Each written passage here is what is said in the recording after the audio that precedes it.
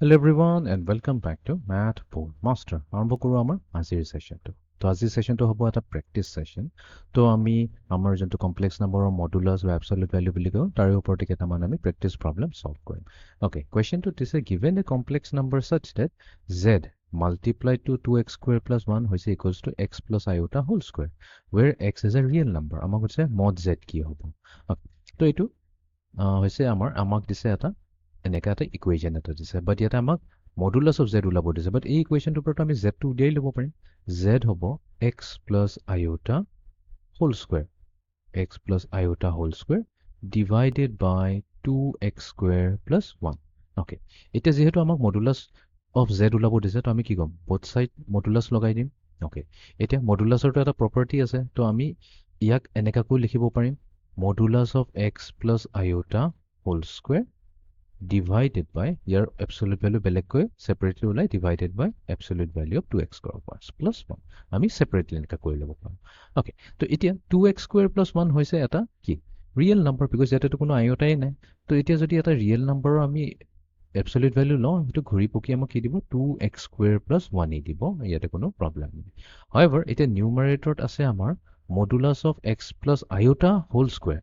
এতিয়া মডুলাছৰ ভিতৰত স্কুৱেৰ আছে বাট আমি কি কৰিম মডুলাছটো ভিতৰত লিখি x প্লাছ আইঅ'টাৰ ওপৰত মডুলাছ লগাই স্কুৱেৰটো আমি বাহিৰলৈ লৈ আনিম কেলে বিকজ ইয়াতে আমি এটা প্ৰপাৰ্টি লগাম যে এটা কমপ্লেক্স নাম্বাৰ জেড লৈ পেলাই যদি তাৰে কনজুগেটৰ লগত মাল্টিপ্লাই কৰি দিওঁ তেনেহ'লে ইয়াৰ ৰিজাল্টটো কি হ'ব সেই কমপ্লেক্স নাম্বাৰ যোনটো আছে জেড তাৰ এবছলিউট ভেলুৰ স্কুৱেৰ তো তাৰ মানে আমি কি লিখিব পাৰিম x প্লাছ আইঅ'টাৰ এবছলিউট ভেলুৰ স্কুৱেৰ আছে তো এইটোক আমি এনেকৈ লিখিব পাৰোঁ x প্লাছ আইঅ'টা এইটো হৈ গ'ল বা আমাৰ জেড এইটো কমপ্লেক্স নাম্বাৰ x প্লাছ আইঅ'টা হৈ গ'ল আমি ইয়াক মাল্টিপ্লাই কৰিম x প্লাছ আইঅ'টাৰ কনজুগেটৰ লগত একেই কথা হৈ যায় divided by 2x square plus 1 তো এতিয়া x plus iota multiplied to x plus আইঅ'টাৰ কনজুগেট তো এইটো হৈ যাব simply x minus iota whole divided by 2x square plus 1 okay এতিয়া আছে আমাৰ তাত x plus iota into x minus iota এইটো কি হৈ যাব a minus b into a plus b তাৰমানে x square minus iota square divided বাই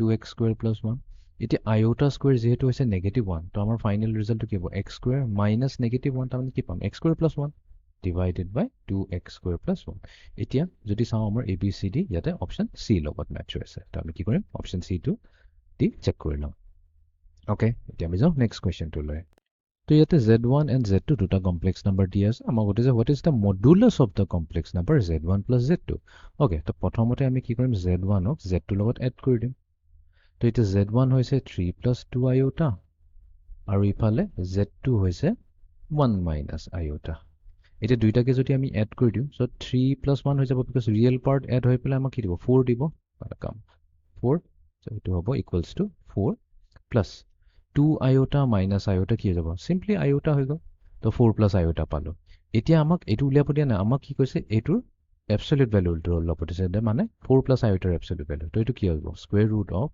4 square plus আইঅ'টাৰ লগত কি আছে 1 আছে 1 স্কুৱেৰ আমাক খালি ইমেজিনেৰী পাৰ্টৰ হেৰিটোহে লাগে আইঅ'টাৰ লগত কোনটো মাল্টিপ্লাইজ 1 হৈ আছে তো 4 স্কুৱেৰ হৈ গ'ল 16 1 স্কুৱেৰ হৈ গ'ল 1 16 প্লাছ 1 হৈ গ'ল আমাৰ 17 তো তাৰমানে আমাৰ ফাইনেল আনচাৰ হ'ব অপশ্যন বি তো ইয়াতে অপশ্যন বি চিলেক্ট কৰি আমি ভেৰিফাই কৰি ল'ম অ'কে এতিয়া আমি যাওঁ next কুৱেশ্যনটোলৈ If z equals to cos theta plus I sin theta whole to the power 5, what is the value of modulus of z? Okay. তো এতিয়া ইয়াতে কুৱেশ্যনটো দিছিলে যে আমাক এটা দিছে z equals to cos theta plus I sin theta to the power 5.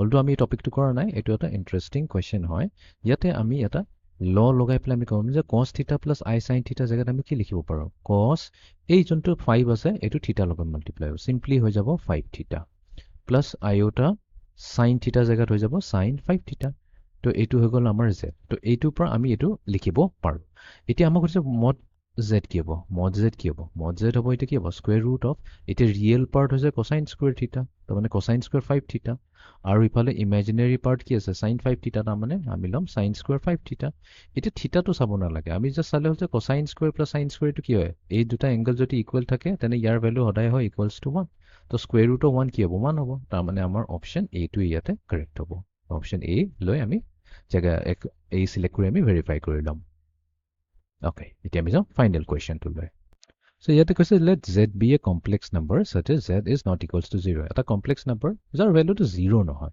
এতিয়া কৈছে what is the value of z by z bar তাৰ absolute value.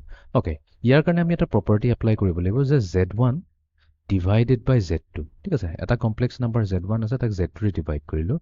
তাৰ পিছত আমি ইয়াৰ absolute value লৈছো। এইটো exactly হ'ব equals to কি? Absolute value of z1 divided by absolute value of z2. Okay. এতিয়া এই প্ৰপাৰ্টিটো এপ্লাই কৰি পেলাই আমি এইটোক খুলি দিওঁ। তো এইটোৱে কি দিব? আমাৰ তাত আছে z divided by z conjugate. ইয়াৰ গোটেইটোৰ এবছলিউট ভ্যালু এইটো হৈ যাব আমাৰ mod z divided by absolute value of conjugate z এইটো হ'ব। এতিয়া z যদি লেটস সে ইয়াতে বুজিবৰ কাৰণে ইজি হ'ব a প্লাছ আইওটা ইনটু b লওঁ, তেনেহ'লে mod z কি হ'ব? a minus আইওটা into b।